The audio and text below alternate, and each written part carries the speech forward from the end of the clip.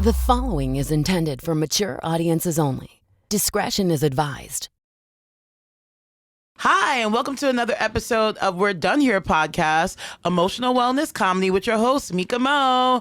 I'm here this week with actually a really cool comedian that moved to New York City not too long ago, Chris Riggins. Hi, I'm the cool comedian. Yeah. How's it going, Chris? It's good. It's good. Okay. So fun story about Chris in this podcast. This is actually our second time recording this. Second time doing it. But this time we're getting it right. So anyway. I don't know what happened the first time. I just got a call saying, we got to do it again. Yeah. But Chris, you're new to New York, but you're not new to comedy. So tell us how'd you start in this game? I started in comedy in 2010. Okay. On a dare. I'm not there. Okay. Yeah, dare. Two friends of mine who happen also to be two friends of Dave Chappelle. Oh. Dared me to open up for him because I roasted them. Wait, why?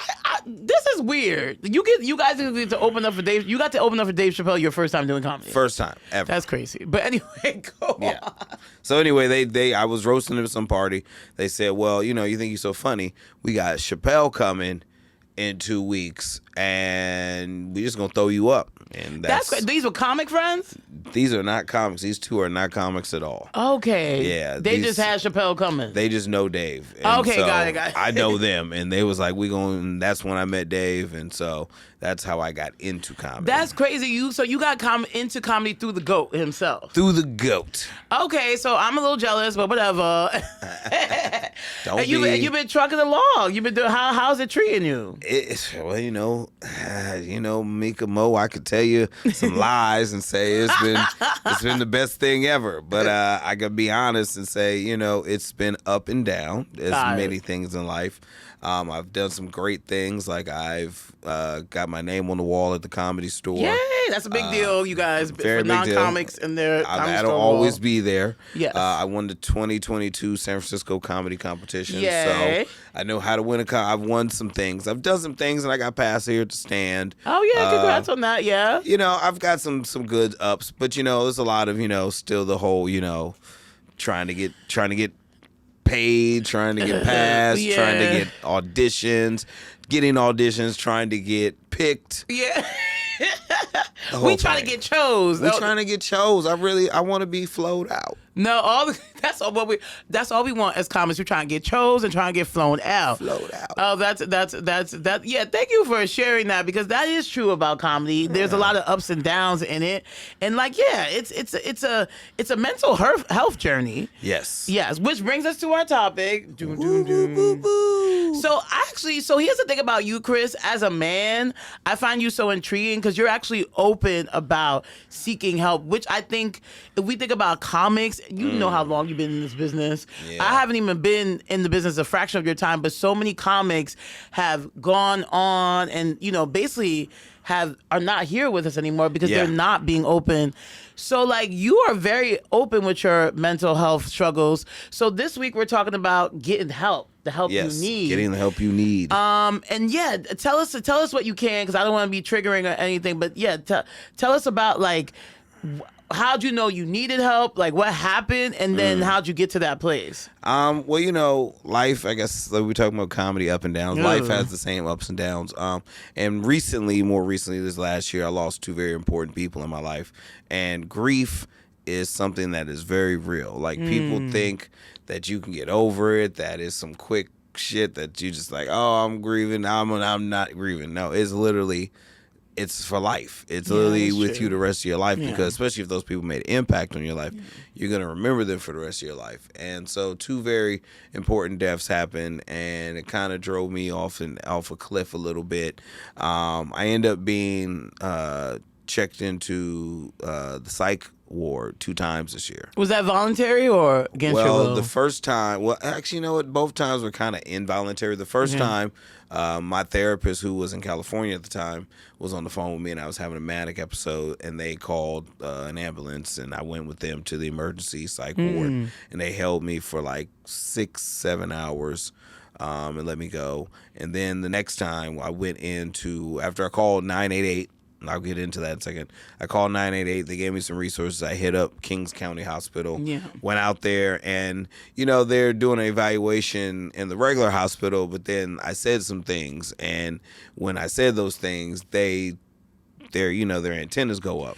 Yeah, this person might need more help. Yeah, and they suggested that I go downstairs for evaluation by having a couple of larger people come into the room. And okay. So they say suggested pulling your ass. Okay, got it. They didn't physically grab me, but it was implied that if I tried to leave, there would be a little bit of tugging. So I was like, I don't want to do all that. I don't want to get dragged into the psych ward. So I went down.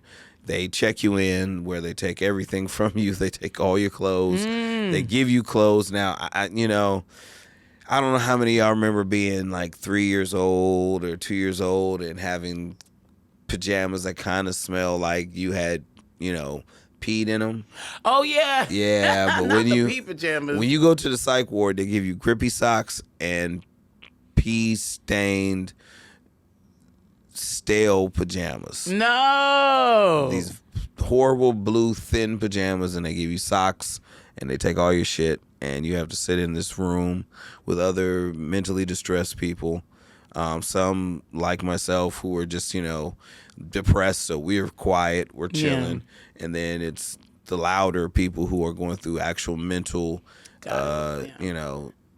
issues that are more, urgent are there too. So you're in the same room with them.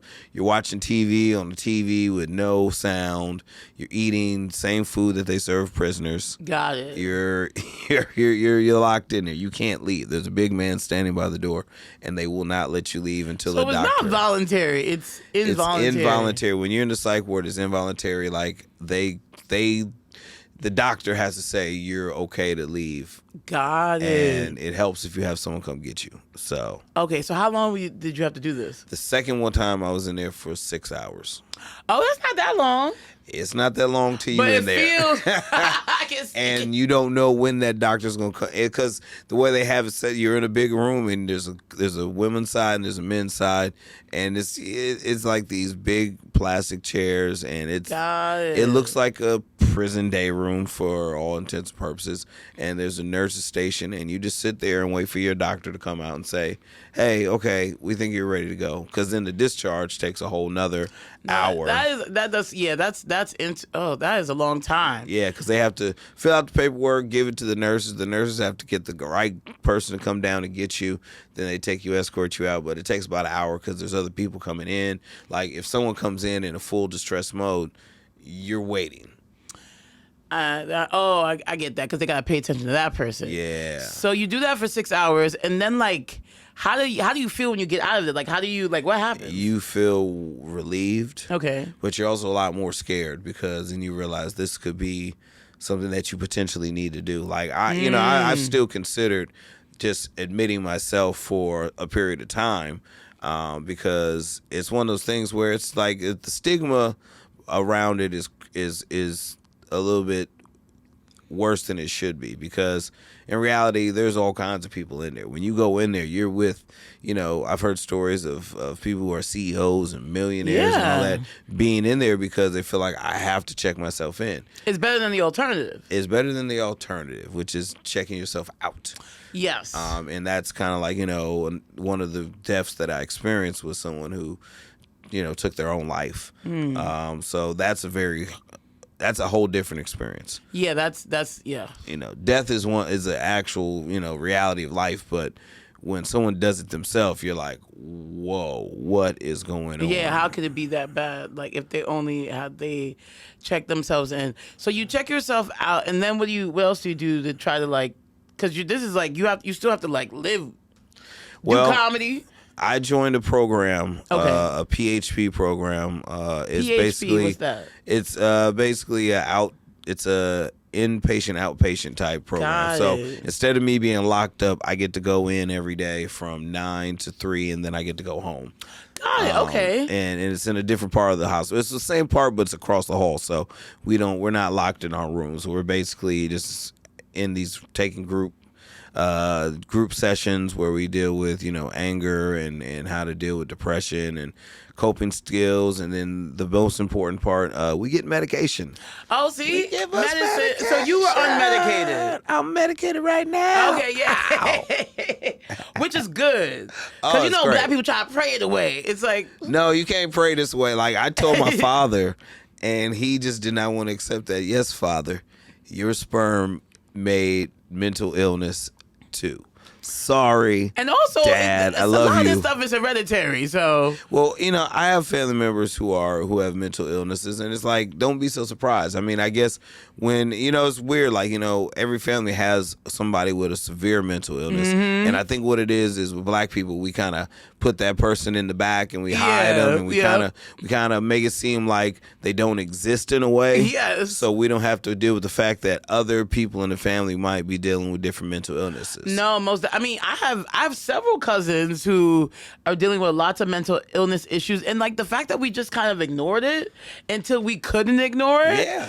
Was a lot. Like, I've so many stories. So there's a lot of people. And I think about the stories, because now I've been diagnosed. I got my diagnosis, which helps a lot because it helps explain a lot of the situations I've been in where I did things where I was like, I don't know why I did that, or dealing with things in certain ways because it's like, oh, okay, I can see why I did that way. It helps you figure out like this is how I'm wired. Yeah. Oh, that's helpful. Yeah, I can see that. It helps you figure out how you wire, which is really good because a lot of us are wandering around not knowing how we're wired, and we're just suffering, and we're doing self-medication, we're drinking, we're smoking, popping pills. Like, I mean, before I got my own prescription, I was taking my friend's medication. Okay. You're like, I need somebody's medicine. My friends were like, a couple of my friends were just like, look, you need this, and were giving me their medication, which was helping temporarily, but there's also one of those things where their medication is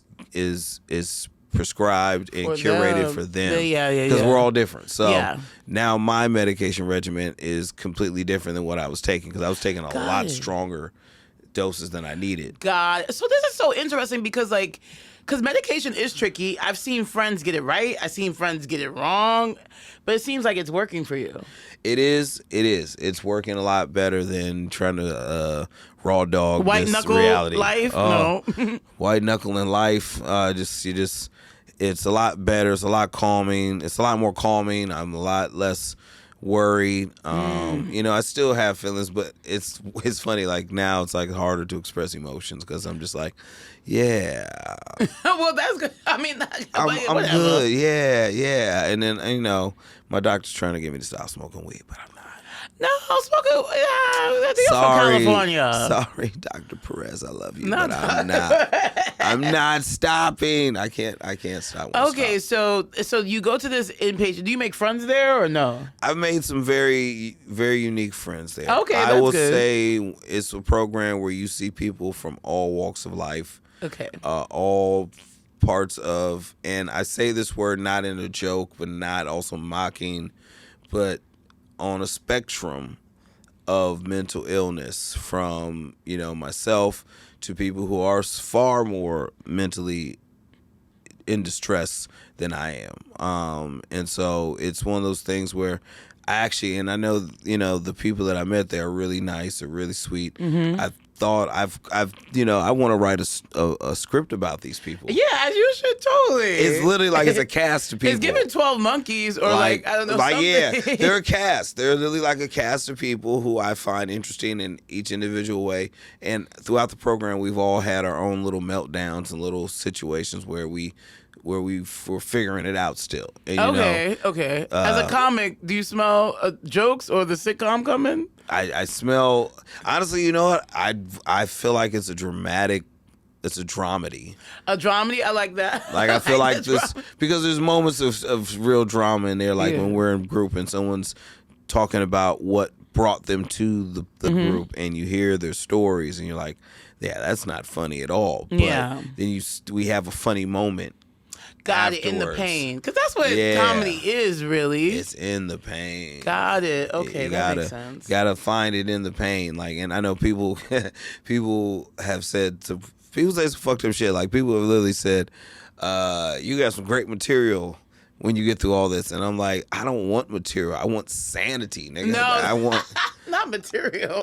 material's gonna come regardless. Yeah, material's gonna be about anything. I would like sanity. I would like, when I'm not on stage, not feel this overwhelming heaviness of tension and anxiety and depression. I want to just exist and enjoy these days that I have, you know. No, that makes sense. But I feel like you've kind of come a long way, because we've talked months prior and we're talking now, and I do see a difference. Yes, actually, this episode, I'm in a way different space, because when I first, what month did we do this first? We did this like at the beginning of the summer. Yeah. Like it was like, I had maybe like June or something. It was like June, so it was still pretty fresh and everything. But with the help of the psychiatrist, therapist, medication, I'm doing a lot better now.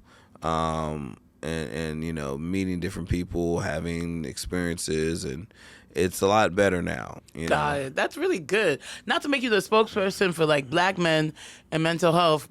You need to get your mental checked out. Y'all driving black women crazy. Let me tell you that. True. That is true.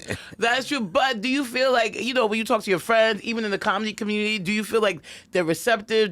Are there other people like, you could use something, like, you know what I mean? Because a lot of people have ended in this industry. I think the thing that happens in this industry is our natural instinct is to use humor to deflect what makes us uncomfortable. Yes. And, you know, speaking about mental health makes some people uncomfortable. But I find actually in the comedy community, you know, unlike, you know, I'll say the black community, where in the comedy community, people are definitely more receptive to speaking about mental health. I feel like because comedians do deal with the world in a more observant way, we have to kind of get our mental health together, because when people are feeling down, who do they come to for help? Do they come to us? Yeah, they go. People come to us before they even go get mental help. Like, no, that's true. Like, oh, I'm down, I'm sad, I need some comedy. It's like, no, you need some therapy. You need therapy. You don't need me acting stupid on stage. Like I'm Gucci. I'm up here releasing my demons. Yeah.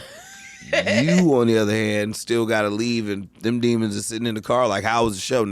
How many drinks you have? Like, you know. Yeah. Whereas, you know, I like, for instance, when I dealt with, you know, suicide of my love. It was comedians who got me into suicide loss survivor groups. Oh, that's great. Yeah. You know, it was comedians who knew what to do. It was comedians who were the ones who were saying, "Here, take this Xanax."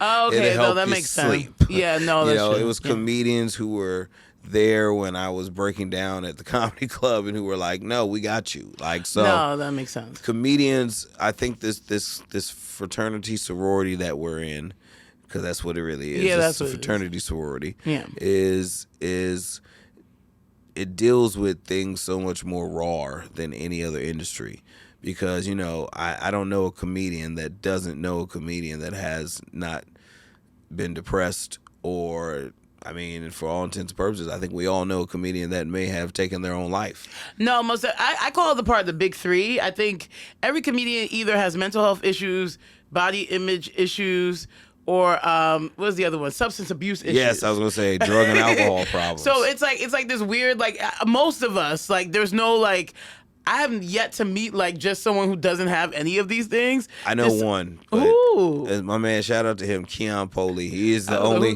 Keon Poley is not a depressed, sad comic. He is literally. He's a workout guy. He has a wife, beautiful family. Oh, look at him. Successful in comedy. Like, he's the one. He's the one I know. That one guy. But there's always something. I hate him. No, I love you, Keon. You're the man. There has to be something that makes you funny, or something that, like, I don't know.